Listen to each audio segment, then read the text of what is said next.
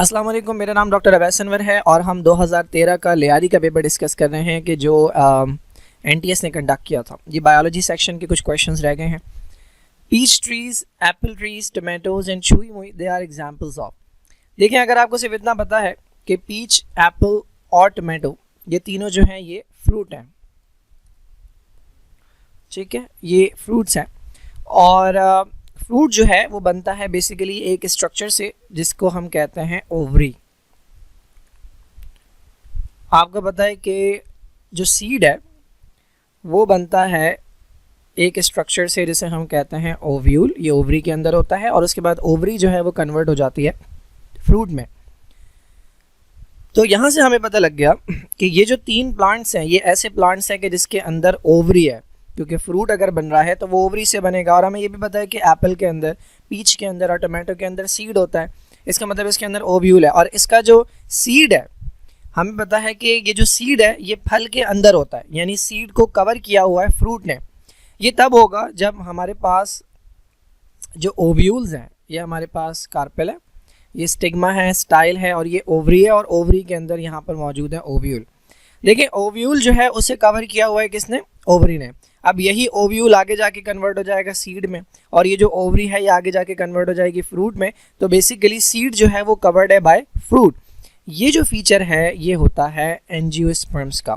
Angiosperm और दूसरी जो कैटेगरी है उसे हम कहते हैं जिम्नोस्पर्म।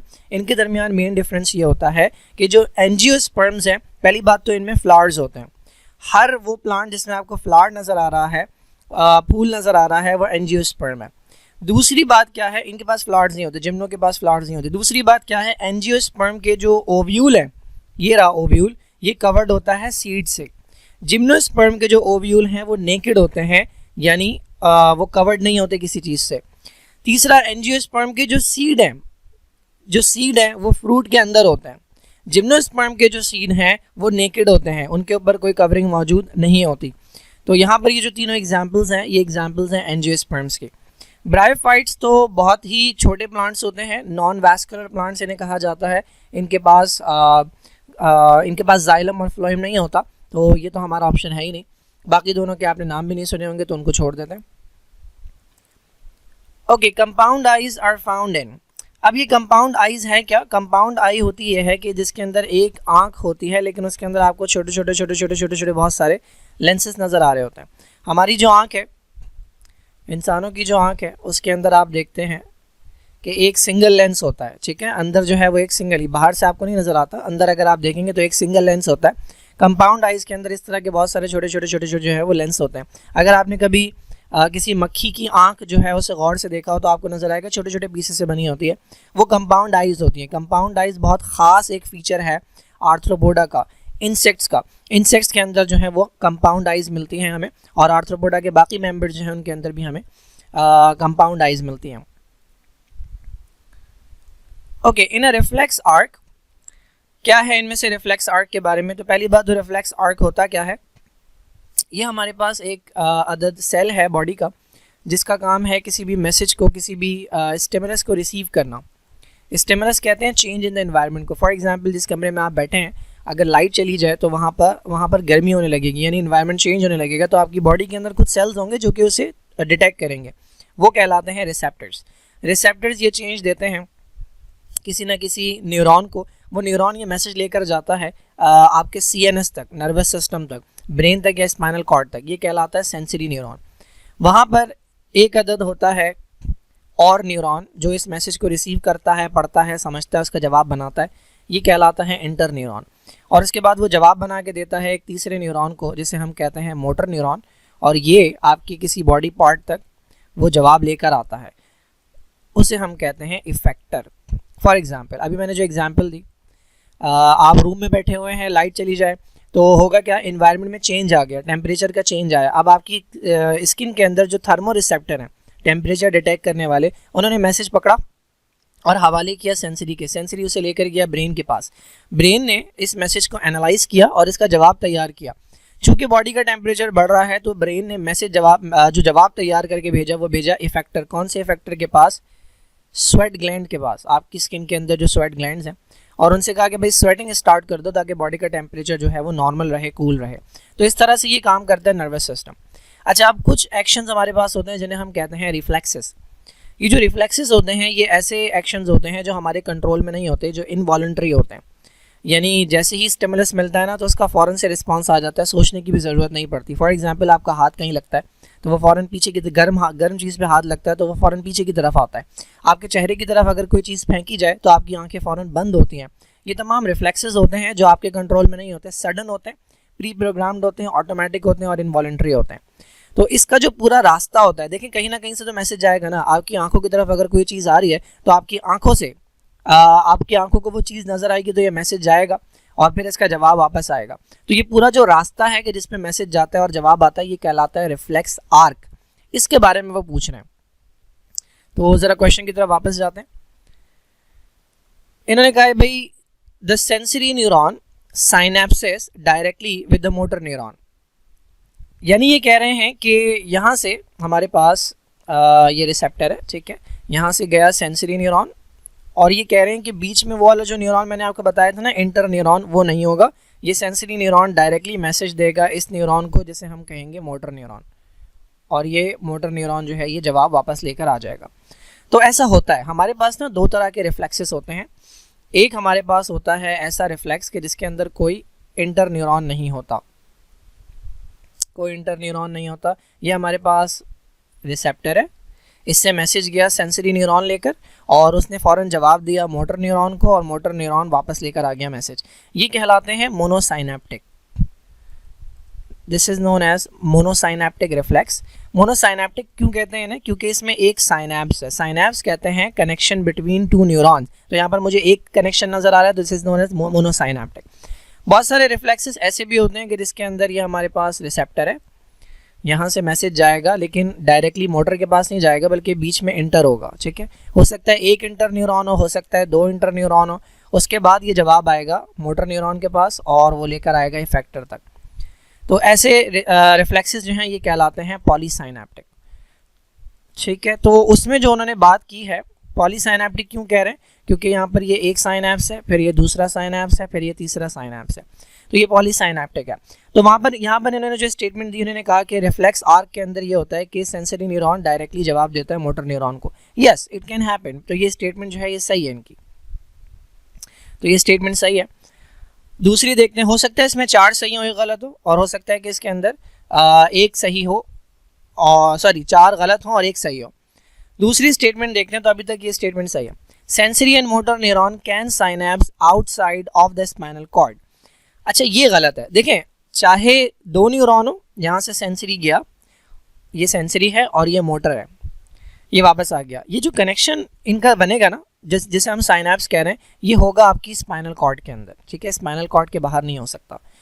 चाहे 2 न्यूरॉन हो चाहे 10 न्यूरॉन हो, जो कनेक्शन बनेगा ना सेंसरी का और इंटर का कह लें, या सेंसरी का और मोटर का जो कनेक्शन बनेगा वो बनेगा स्पाइनल कॉर्ड के अंदर। इसमें ये कह रहे हैं कि वो कनेक्शन बनता है आउटसाइड द स्पाइनल कॉर्ड। ये स्टेटमेंट गलत है। Sensory neuron synapse in the brain, ये स्टेटमेंट भी गलत है, क्योंकि देखें सेंसरी न्यूरॉन जब रिसेप्टर से निकलता है, ये रिसेप्टर है, ठीक है, यहाँ से जब ये सेंसरी न्यूरॉन निकलता है तो ये जहाँ ख़त्म होता है ना वो पोर्शन होता है स्पाइनल कॉर्ड, ठीक है। सपोज कर लें यहाँ पे एक और न्यूरॉन है, ये इंटर न्यूरॉन है। अब ये इंटर न्यूरॉन हो सकता है स्पाइनल कॉर्ड से होता हुआ ऊपर जाए और ऊपर जाए ब्रेन के अंदर, ठीक है। तो जो आपका मैसेज ब्रेन तक जाता है ना, वो सेंसरी न्यूरॉन डायरेक्टली नहीं लेके जाता। सेंसरी न्यूरॉन आकर ख़त्म हो जाता है स्पाइनल कॉर्ड पे। स्पाइनल कॉर्ड से शुरू होता है इंटर न्यूरॉन। कई बार इंटर न्यूरॉन वापस इसी तरह से आ जाता है स्पाइनल कॉर्ड से, कई बार इंटर न्यूरॉन ऊपर चढ़ता है ब्रेन की तरफ। तो सेंसरी न्यूरॉन जो है वो ब्रेन में साइनेप्स नहीं करता। तो ये वाली जो स्टेटमेंट है ना कि सेंसरी न्यूरॉन ब्रेन में साइनेप्स करता है, ये भी गलत है। The motor response occurs without synaptic delay, यानी ये कह रहे हैं कि जहाँ पर सेंसरी और मोटर न्यूरॉन मिल रहे हैं, इसे हमने साइनेप्स कहा था, तो यहाँ पे कुछ ना कुछ टाइम तो लगेगा मैसेज को यहाँ से यहाँ जाने में, तो ये साइनेप्टिक डिले है। तो ये कह रहे हैं रिफ्लेक्स आर्क के अंदर ये होता है कि ये वाला काम नहीं होता, बस फ़ौरन मतलब ऐसा समझ लें कि कंटिन्यूस हो गया, ठीक है, बीच में कोई कनेक्शन नहीं हो रहा, कोई केमिकल रिलीज नहीं हो रहा, आगे जाके काम नहीं हो रहा।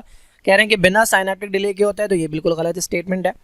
एंड लास्ट में ये कह रहा है minimum of 3 neurons must participate. मैंने आपको बताया था कि हमारे पास 2 तरह के रिफ्लेक्स होते हैं, एक वो कि जिसमें सिर्फ 2 न्यूरॉन्स होते हैं, सेंसरी और मोटर, और एक वो कि जिसके अंदर मल्टीपल न्यूरॉन्स हो सकते हैं, ठीक है।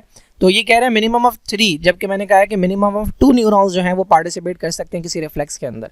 तो ये वाली स्टेटमेंट भी गलत है। तो आपकी जो फर्स्ट स्टेटमेंट है कि सेंसरी न्यूरॉन साइनैप्स करता है directly with the motor neuron, ये सही स्टेटमेंट है, और ऐसा जो रिफ्लेक्स है ये कहलाता है मोनोसाइनेप्टिक रिफ्लेक्स, ठीक है। This is monosynaptic. Okay, what is the correct sequence of bones in the arm of a mammal. Mammal अपनी एग्जांपल ले लें, from the hand to the shoulder. अब देखिए ये जो है ना, ये कई स्टूडेंट जो है वो गौर से नहीं पढ़ते, वो शोल्डर टू हैंड आ जाता है, यानी ऊपर से नीचे की तरफ आ जाते हैं, जबकि आपसे पूछा जा रहा है हैंड से शोल्डर की तरफ, यानी आपकी उंगलियों से अब आपने जाना है कंधे की तरफ। तो उंगलियों के अंदर देखिए ह्यूमरस, इनमें से किसी एक हड्डी के बारे में जो है लाइक ह्यूमरस जो है, इसके बारे में आपको शायद पता हो कि हमारे आर्म के अंदर होती है। अगर मैं बनाऊँ यहाँ पे, तो ये हमारी उंगलियां हैं, ठीक है। उसके बाद ये हमारा फोर आर्म है, ठीक है। उसके बाद ये हमारा आर्म है, और यहाँ पे हमारा शोल्डर है, ठीक है। ये बहुत सिंपल सी डायग्राम है। हमें जाना है इस डायरेक्शन से यहाँ पे। देखिए जो उंगलियों के अंदर आपकी हड्डियाँ होती है ना, उन्हें हम कहते हैं फेलेंजिस। बिल्कुल उंगलियों के अंदर 14 हड्डियाँ होती है जिन्हें हम कहते हैं फेलेंजिस। कहीं पर भी फेलेंजिस नज़र नहीं आ रहा, हालांकि हैंड से जाना है। आगे देखते हैं, हमारा जो पाम होता है, जो हथेली होती है, उसके अंदर जो हड्डियाँ होती हैं वो 5 होती हैं, उन्हें हम कहते हैं मेटाकार्पल्स। कहीं पर मेटाकार्पल नज़र नहीं आ रहा। उसके बाद हमारी आती है रिस्ट, जहाँ पर आप वॉच पहनते हैं, यहाँ पे 8 हड्डियाँ होती हैं जिन्हें हम कहते हैं कार्पल्स। कहीं पर कार्पल नज़र नहीं आ रहा। इसका मतलब यहाँ तक की बात इन्होंने की नहीं है, ये आगे से पूछ रहे हैं हमसे। अब आगे ये जो हमारा फोर आर्म है, यहाँ से लेकर यहाँ तक, यहाँ पे 2 हड्डियाँ होती हैं। एक मोटी हड्डी होती है जिसे हम कहते हैं रेडियस, और एक पतली हड्डी होती है जिसे हम कहते हैं अल्ना। तो यहाँ पे मुझे कहीं अल्ना तो नज़र नहीं आ रही, लेकिन मुझे रेडियस नज़र आ रही है। तो मुझे चूंकि हैंड से जाना है शोल्डर की तरफ, तो पहले रेडियस आएगी, क्योंकि अभी तक बाकी हड्डियों के मैंने नाम नहीं लिए। तो इनमें से पहले रेडियस सिर्फ एक के अंदर है, वो है ये। देखिए रेडियस और अल्ना के बाद आता है आर्म। आर्म के अंदर एक ही हड्डी होती है जिसे हम कहते हैं ह्यूमरस। ये एक हड्डी हमारे आर्म में होती है जिसे हम कहते हैं ह्यूमरस। तो रेडियस के बाद आती है ह्यूमरस, और उसके बाद आता है आपका शोल्डर। शोल्डर जो है ये 2 हड्डियों से बनता है। शोल्डर गर्डल कहलाता है, ये पेक्टोरल गर्डल कहलाता है। इसका काम होता है आपके इस आर्म को सेंट्रल पार्ट से जोड़ना, आपके ट्रंक से जोड़ना। इसके अंदर 2 हड्डियाँ होती हैं। एक वो होती है जो लड़कियों में बहुत ज़्यादा प्रोमिनेंट होती है आगे की तरफ, ये पतली सी हड्डी होती है, इसे ब्यूटी बोन भी कहते हैं, इसे क्लेविकल भी कहते हैं। और एक पीछे की तरफ होती है हमारे शोल्डर पे, ये ट्रायंगुलर सी बोन होती है। अगर मैं यहाँ बनाऊँ तो ये हमारे पास सेंटर वाली बोन है जिसे हम कहते हैं स्टर्नम, ठीक है। स्टर्नम के ऊपर इस तरह से रिब्स लगी होती हैं, ये पसलियाँ हैं हमारी। इसके ऊपर यहाँ पर एक हड्डी होती है ये, ठीक है। दिस इज क्लेविकल, और क्लेविकल के पीछे ना इस तरह से एक ब्लेड की तरह की ट्रायंगुलर सी हड्डी होती है, ये पीछे है, ये हमारे पास पीछे है बैक पे। ये इस तरह की ब्लेड लाइक हड्डी होती है जिसे हम कहते हैं scapula. So this is scapula. अगर आपने जिम के अंदर किसी को विंग्स लगाते हुए देखा है, वो जो एक मशीन होती है जिसको ऊपर से बैठ के जो है वो ऊपर से एक रॉड रस्सी जो है वो खींचते हैं, उससे वेट उठाते हैं, तो उनके ये जो विंग्स हैं ये मूव करते हुए नज़र आते हैं साइड वे, ठीक है। इस तरफ वो स्कैपुला होती है जो इस साइड वे मूव कर रही होती है। Okay, the diagram shows a cell nucleus, ठीक है। क्रोमोसोम हमें नज़र आ रहे हैं। किस वक्त? प्रोफेज ऑफ माइटोसिस, यानी ये माइटोसिस हो रहा है और उसका पहला फेज है जिसका नाम है prophase. Which statement describe the chromosome found in each daughter nucleus immediately following division of this cell by mitosis. देखिए भाई बहुत आसान है। ये हमारे पास एक सेल है जिसके अंदर 46 क्रोमोसोम है, हमारा इंसानों का सेल है। अगर ये डिवाइड करेगा ना, तो सबसे पहले क्या, अच्छा इसके 46 क्रोमोसोम होते हैं ऐसे, पहले ऐसे होते हैं। जब ये डिवीजन का सोचता है तो पहले अपने आप को तैयार करता है। जब ये तैयार करता है तो उस वक्त ये अपने 46 क्रोमोसोम में से हर क्रोमोसोम की बनाता है कॉपी और उसे अपने साथ अटैच कर लेता है, ठीक है। ये एक क्रोमोसोम है, लेकिन इसके अंदर अब मुझे 2 धागे नज़र आ रहे हैं इस तरह की, ठीक है। हुआ क्या, इसने अपनी कॉपी बनाई और इसे अपने साथ अटैच कर लिया। इस सेल में अभी भी 46 क्रोमोसोम ही हैं। ये ऑल्दो ये डबल हो गए हैं, लेकिन चूँकि 2 कॉपीज़ एक साथ अटैच हैं तो हम कहते हैं 46 क्रोमोसोम ही हैं। अब जब ये सेल डिवाइड करेगा तो इससे 2 सेल बनेंगे, दोनों में 46 जाएंगे। कैसे? ये जो कॉपी बनी थी ना, ये जो बीच में कॉपी बनी हुई है, इनमें से एक कॉपी एक तरफ जाएगी और दूसरी कॉपी दूसरी तरफ जाएगी, ये बीच से टूट जाता है। तो this is how mitosis happens. एक सेल डिवाइड होता है 2 में और दोनों में बराबर बराबर क्रोमोसोम जाते हैं, और बेसिकली ये जो 2 धागे हैं, ये जो 2 एक दूसरे की कॉपीज़ हैं, इन्हें हम कहते हैं क्रोमैटिड्स, ठीक है। तो एक क्रोमैटिड एक तरफ जाता है, एक क्रोमैटिड दूसरी तरफ जाता है। अब देख लेते हैं कि ये सेल जब डिवीजन कंप्लीट करेगा, पहले तो इसमें नंबर ऑफ क्रोमोसोम काउंट करें। मैंने बताया ये पूरा एक क्रोमोसोम है, ये एक हो गया, ये दो हो गए, ये तीन हो गए, ये चार हो गए, ये पाँच, ये छः, ये सात और ये आठ। तो अगर पेरेंट सेल में यानी जो सेल डिवीजन की तरफ जा रहा है इसमें 8 है, तो जब दो सेल बनेंगे दोनों में कितने क्रोमोसोम होंगे? 8। ठीक है, पहली बात तो नंबर ऑफ क्रोमोसोम सेम रहेगा। दूसरी बात, क्रोमोसोम की हालत कैसी होगी? क्या क्रोमोसोम इस हालत में नजर आएगा यानी दो दो धागों वाला, या इस हालत में नजर आएगा? तो क्रोमोसोम इस हालत में नजर आएगा, क्योंकि मैंने बताया ये जब बीच से टूटेगा तो एक धागा इधर एक धागा इधर, तो सिंगल क्रोमैटिड होगा। ठीक है, सिंगल क्रोमैटिड। अब देख लेते हैं यहाँ पे, पहला ऑप्शन है 8 क्रोमोसोम होंगे, बिल्कुल सही है। डिवीजन के बाद 8 क्रोमोसोम होंगे, ईच कंसिस्टिंग ऑफ 4 क्रोमैटिड। अच्छा ये देखिए कितनी अजीब बात कह रहे हैं, कह रहे हैं 8 क्रोमोसोम होंगे ऐसे कि हर क्रोमोसोम के अंदर 2 भी नहीं 4 धागे होंगे। ठीक है, तो ये बिल्कुल गलत स्टेटमेंट है। दूसरी क्या है, पहली बात तो बाकी तो मैं कट कर दूं क्योंकि मुझे पता है 8 ही होने हैं। 8 क्रोमोसोम होंगे और हर एक में एक मॉलिक्यूल होगा डीएनए का, ये बिल्कुल सही स्टेटमेंट है, क्योंकि ये जो क्रोमोसोम होता है, क्रोमोसोम बेसिकली दो चीज़ों से बनता है, प्रोटीन और डीएनए। तो एक क्रोमोसोम के अंदर ये एक मॉलिक्यूल होता है डीएनए का। ठीक है, ये एक धागे में एक मॉलिक्यूल होता है डीएनए का, तो बिल्कुल इसी तरह के क्रोमोसोम आपको नजर आएंगे। तो ये आपकी करेक्ट स्टेटमेंट है। Dash is commonly known as almond. अगर आपने फैमिली रोजेसी पढ़ी है चैप्टर नंबर 9 के अंदर, जो रोज फैमिली है जिसके अंदर रोजा इंडिका आता है, तो उसके पीछे जो है आपको कुछ साइंटिफिक नेम मिल जाएंगे, बायोलॉजिकल नेम्स मिल जाएंगे प्लांट्स के। तो उसके अंदर आपको आमंड भी मिल जाएगा, बादाम भी मिल जाएगा।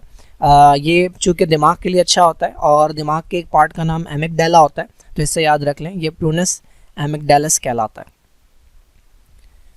Okay, using the flow diagram which organism is a fungus. अब यहाँ पर इन्होंने ना कुछ प्रॉपर्टीज़ दी हुई हैं और उसमें यस और नो करके बताया हुआ है कि इस सेल के अंदर ये प्रॉपर्टी है, ये नहीं है। अब बता दें कि फंगस का जो सेल होगा वो कहाँ लाए करेगा, क्या वो ए होगा, क्या वो बी होगा, क्या वो सी होगा, क्या वो डी होगा। तो पहले तो फंगस के बारे में 2-3 बातें जान लें। पहली बात, फंगस जो है वो लिविंग होता है। ठीक है, जब लिविंग होते हैं तो वो सेल से बनेगा, तो वो सेलुलर होगा, उसमें सेल पाया जाएगा। दूसरी बात, फंगस जो है वो एनिमल की तरह हीट्रोट्रॉफिक होते हैं। हीट्रोट्रॉफिक वो होता है जो अपनी फूड खुद प्रिपेयर नहीं करता बल्कि दूसरे ऑर्गेनिज्म को इस्तेमाल करता है। जैसे कि हम प्लांट्स की तरह फोटोसिंथेसिस नहीं कर सकते, यानी कार्बन डाइऑक्साइड और वाटर को मिलाकर ग्लूकोज नहीं बना सकते। हम क्या करते हैं, बना बनाया लेते हैं, तो हम हीट्रोट्रॉफिक है। फंगस भी क्या करता है, बना बनाया लेता है, तो फंगस भी हीट्रोट्रॉफिक है। ठीक है, तो जो भी हीट्रोट्रॉफिक होते हैं उनके पास क्लोरोफिल नहीं होता और ना ही क्लोरोप्लास्ट होता है। क्लोरोप्लास्ट बेसिकली एक कप है जिसके अंदर लिक्विड पड़ा हुआ है क्लोरोफिल। ठीक है, तो ना तो क्लोरोप्लास्ट होगा ना क्लोरोफिल होगा, ना हमारे पास होता है ना फंगस के पास होता है। ठीक है, तीसरी बात यहाँ के हवाले से मैं बता रहा हूँ, चूंकि लिविंग है, सेल से बना हुआ है, हर सेल के अंदर न्यूक्लियस होता है। ठीक है, वो अलग बात है कि एक तरह के सेल हैं जिन्हें हम प्रोकैरियोटिक सेल कहते हैं, उनमें न्यूक्लियस प्रॉपर नहीं होता, लेकिन फंगस चूंकि यूकैरियोट है यानी इसके पास प्रॉपर न्यूक्लियस होता है, इसके सेल के अंदर अलग से नजर आ रहा होता है। तो फंगस यूकैरियोट है तो इसके पास प्रॉपर न्यूक्लियस भी होगा। ठीक है, तो आप देखें, हमें फंगस ढूंढना है, क्या फंगस सेल से बना होगा? यस, तो हम इस तरफ नहीं जा रहे, हमारा आंसर ए नहीं है। अच्छा, क्या फंगस के पास क्लोरोप्लास्ट होना चाहिए? नहीं होना चाहिए, क्योंकि फंगस क्या है, फंगस हीट्रोट्रॉफिक है, तो हम इस तरफ नहीं जाएंगे। हमारा आंसर बी भी नहीं है, फंगस के पास क्लोरोप्लास्ट नहीं होना चाहिए, ये हमारा ऑप्शन है। क्या फंगस के सेल के अंदर न्यूक्लियस होना चाहिए? यस, क्योंकि फंगस लिविंग है तो इसके सेल में न्यूक्लियस होना चाहिए, तो हमारा आंसर डी भी नहीं है, हमारा आंसर है सी। ठीक है, now which of the following is a stage in the light independent reaction in photosynthesis. Light independent reaction को कैल्विन साइकिल कहते हैं, कैल्विन बेंसन साइकिल या डार्क रिएक्शन भी कहा जाता है। देखो भाई, फोटोसिंथेसिस के ना 2 सिंपल से रिएक्शंस होते हैं, एक लाइट रिएक्शन और एक डार्क रिएक्शन। ठीक है, लाइट रिएक्शन के अंदर क्या होता है, सनलाइट को कैप्चर किया जाता है और इसकी एनर्जी को ना स्टोर कर लेते हैं, किस चीज़ में, एटीपी के अंदर, और एक और तरह का मॉलिक्यूल होता है NADPH, इसमें इलेक्ट्रॉन्स जमा करते हैं, इसमें एनर्जी जमा करता है। क्यों? क्योंकि उसे अगले रिएक्शन में इस्तेमाल करेंगे, उस रिएक्शन को हम कहते हैं डार्क रिएक्शन। अच्छा, इसमें वाटर यूज़ होता है, वाटर को ब्रेक करते हैं। ठीक है, वाटर के मॉलिक्यूल को तोड़ देते हैं, तो यहाँ से इन्हें हाइड्रोजन मिलते हैं और इलेक्ट्रॉन मिलता है, ब्ला ब्ला ब्ला। खैर ठीक है, इसके बाद फौरन ही साथ साथ हो रहा होता है डार्क रिएक्शन। डार्क रिएक्शन के 2 और नाम है, इसे लाइट इंडिपेंडेंट रिएक्शन भी कहते हैं और इसे कैल्विन बेंसन साइकिल भी कहते हैं। इसके अंदर क्या होता है, जो कार्बन डाइऑक्साइड है वो दाखिल होती है और एक साइकिल चलती है और उसके नतीजे में हमें ग्लूकोज बनाने के लिए मटेरियल मिलता है, ठीक है। और यहाँ से इनकी एनर्जी इस्तेमाल होती है, इस मशीन को चलाने के लिए वो एनर्जी इस्तेमाल होती है जो आपने लाइट रिएक्शन में जमा की हुई थी, ठीक है। अच्छा, इस स्टेप को कार्बन डाइऑक्साइड के जमा करने को, एंटर होने को हम कहते हैं कार्बन फिक्सेशन। इसको रिसीव करने के लिए ना एक अदद मॉलिक्यूल आता है जिसका नाम है RUBP, राइबोलोज बाइफॉस्फेट, जिसमें 5 कार्बन होते हैं, ठीक है। तो ये 5 कार्बन वाला इसके साथ शामिल होता है, ये 1 कार्बन है, तो इस तरह से 6 कार्बन वाला एक मॉलिक्यूल बनता है, ठीक है।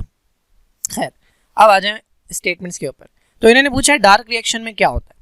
देखिए, फोटोलाइसिस ऑफ वाटर, लाइट की प्रेजेंस में पानी का टूटना, ये कब होगा? ये होगा लाइट रिएक्शन में, तो ये हमारा आंसर नहीं है। रिलीज ऑफ ऑक्सीजन, जाहिर है जब आप वाटर को तोड़ेंगे तो हाइड्रोजन तो आप रख लेंगे, ठीक है, ये हाइड्रोजन आपने रख ली, वाटर जो है या ऑक्सीजन जो है ये बच जाएगा, तो ये रिलीज हो जाएगा, तो ये भी होता है लाइट रिएक्शन के अंदर, ये डार्क में नहीं होता। फॉस्फोराइलेशन ऑफ ADP, क्या मतलब है? ADP को एनर्जी देकर कन्वर्ट करना, एनर्जी देना और फॉस्फेट देना और कन्वर्ट करना ATP। मैंने अभी आपको बताया था ATP बनता है लाइट रिएक्शन में, तो ये भी डार्क रिएक्शन में नहीं होता। डार्क रिएक्शन में क्या होता है?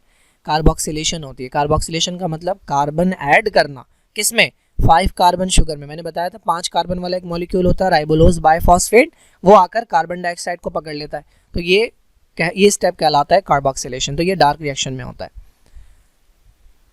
Which process allows the movement of molecule that are too large to enter through a cell surface membrane? देखिए भाई, हमारे पास चैप्टर नंबर 4 के अंदर ट्रांसपोर्ट्स की कुछ टाइप दी हुई है, ठीक है। ट्रांसपोर्ट की मेन 2 टाइप होती हैं, एक पैसिव होती है और एक एक्टिव होती है, ठीक है। पैसिव और एक्टिव, मेन डिफरेंस क्या होता है? 2 चीज़ें। पैसिव के अंदर चीज़ें मूव करती हैं हाई से लो, ठीक है। जैसे कि आप सीढ़ियाँ उतर रहे हो तो आप हाई पोटेंशियल एनर्जी से लो पोटेंशियल की तरफ आते हैं, तो आपने नोट किया होगा सीढ़ियाँ उतरते वक्त आपकी एनर्जी नहीं रिक्वायर्ड होती, ठीक है। इवन अगर मैं आपको बिल्डिंग से धक्का दे दूं तो आप बिना एनर्जी लगाए अपनी नीचे आ जाएंगे बड़े आराम से। नीचे आके बचेंगे ना बचें वो अलग बात है, बट जब भी आप हाई से लो आते हैं आपको एनर्जी की रिक्वायरमेंट नहीं होती। तो पैसिव ट्रांसपोर्ट में चीज़ें मूव करती हैं जहाँ ज़्यादा हैं वहाँ से कम की तरफ, जिसके लिए कोई एनर्जी रिक्वायर्ड नहीं होती। एक्टिव ट्रांसपोर्ट वो है कि जिसके अंदर चीज़ें अगेंस्ट मूव करती हैं, ठीक है, उल्टी डायरेक्शन में, लो से हाई मूव करते हैं। अगर आप समंदर गए हों तो जब लहरें आती हैं और आप लहरों के साथ स्विम करें तो आपको एनर्जी नहीं लगानी पड़ती, लेकिन अगर आप लहरों के अगेंस्ट जाएं तो आपको एनर्जी लगानी पड़ती है। तो एक्टिव ट्रांसपोर्ट के अंदर लगती है आपकी एनर्जी, ठीक है। अच्छा, अब ये जो दोनों ट्रांसपोर्ट है ना, ये दोनों तरीके, ये हैं छोटे मॉलिक्यूल्स के लिए। छोटे मॉलिक्यूल्स जो है ना वो पैसिव और एक्टिव ट्रांसपोर्ट के जरिए मूव करते हैं। इसके अलावा बड़े पार्टिकल्स को अंदर लाने के लिए, एक अदद अंदर लाने के लिए और बाहर ले जाने के लिए जो प्रोसेस होता है उसके अंदर क्या होता है, पूरी की पूरी सेल की जो मेम्ब्रेन है, ये हमारे पास एक सेल है और ये बहुत बड़ा सा पार्टिकल है जो अंदर आना चाह रहा है, तो होगा क्या, ये पूरी की पूरी सेल की मेम्ब्रेन इसके अराउंड लिपटेगी, यहाँ से भी और यहाँ से भी, ठीक है, और ये पीछे जाके मिल जाएगी। जब ये पीछे जाके मिल जाएगी तो ये पार्टिकल एक बैग के अंदर बंद होकर ना अंदर आ जाएगा, ये अंदर आ गया। इसमें भी एनर्जी लगती है लेकिन ये दूसरा प्रोसेस है। तो इस तरह से कोई बड़े पार्टिकल का अंदर आना जो है ये कहलाता है एंडोसाइटोसिस। और इसी पार्टिकल को जब आप बाहर फेंकेंगे, सेल जो है वो जब इस पार्टिकल को बाहर फेंकता है इस प्रोसेस के जरिए, तो ये कहलाता है एक्सोसाइटोसिस। तो एंडोसाइटोसिस सेल के अंदर पार्टिकल का आना, एक्सोसाइटोसिस सेल के बाहर जाना। Okay, an animal cell and a plant cell they are place in distil water. Distil water का मतलब सिर्फ और सिर्फ H2O, कोई सॉल्ट नहीं है, प्योर वाटर। एनिमल सेल जो है वो स्वेल हुआ और बर्स्ट हो गया, फट गया। प्लांट सेल जो है वो स्वेल तो हुआ लेकिन बर्स्ट नहीं हुआ। क्या डिफरेंस है? तो चैप्टर नंबर 2 में भी आपको मिल जाएगा ये, सॉरी चैप्टर नंबर 1 में सेकेंड ईयर बायोलॉजी में, और चैप्टर नंबर 14 मेरे ख्याल में फर्स्ट ईयर बायोलॉजी के अंदर भी कुछ ना कुछ इसके बारे में मिल जाएगा। तो देखिए भाई, बहुत आसान सी बात है यार, आप वो चीज़ ढूंढ लें जो एनिमल के सेल में और प्लांट के सेल में डिफरेंट होती है, ठीक है। एनिमल के सेल में सेल वॉल नहीं होती, ठीक है, एनिमल के सेल में वैक्यूल नहीं होता। पहली बात तो एनिमल के सेल में वैक्यूल होता है, तो ये स्टेटमेंट गलत है। एनिमल के सेल में सेल वॉल नहीं होती, ये स्टेटमेंट तो सही है। और बाकी देख लेते हैं। Plant cell surface membranes are partially permeable, बेकार सी बात की हुई है। Plant cell walls are freely permeable, permeability का कोई काम नहीं है। देखिए ये स्टेटमेंट बिल्कुल करेक्ट है आपकी कि एनिमल सेल के पास सेल वॉल नहीं होती। ये हमारे पास एक एनिमल का सेल है और ये हमारे पास एक प्लांट का सेल है, ठीक है। ये दोनों इसकी सेल मेम्ब्रेन बनाई है मैंने अभी। पानी अगर अंदर आना शुरू करेगा, मुसलसल आता रहेगा, तो प्रेशर जनरेट होगा। और इस प्रेशर की वजह से इसकी मेम्ब्रेन जो है वो थोड़ा सा स्ट्रेच होगी, और स्ट्रेच होने के बाद जब प्रेशर बर्दाश्त नहीं कर सकेगी तो ये बर्स्ट हो जाएगा। प्लांट सेल के अंदर जब पानी जाता है तो प्लांट सेल की मेम्ब्रेन भी स्ट्रेच होती है, लेकिन चूंकि इसके बाहर एक अदद और प्रोटेक्शन है, एक रिजिड स्ट्रक्चर है जो कि सेल वॉल है। तो ये सेल वॉल क्या करती है, पानी जब अंदर आता है ना तो एक लिमिट तक इसे आने देता है, उसके बाद फर्दर पानी की मूवमेंट को ये सेल वॉल रोक देती है। And that is why plant का जो सेल है वो स्वेल तो होता है, सूज तो जाता है, लेकिन वो बर्स्ट नहीं होता। तो डिफरेंस यही है कि एनिमल के सेल के अंदर सेल वॉल नहीं होती।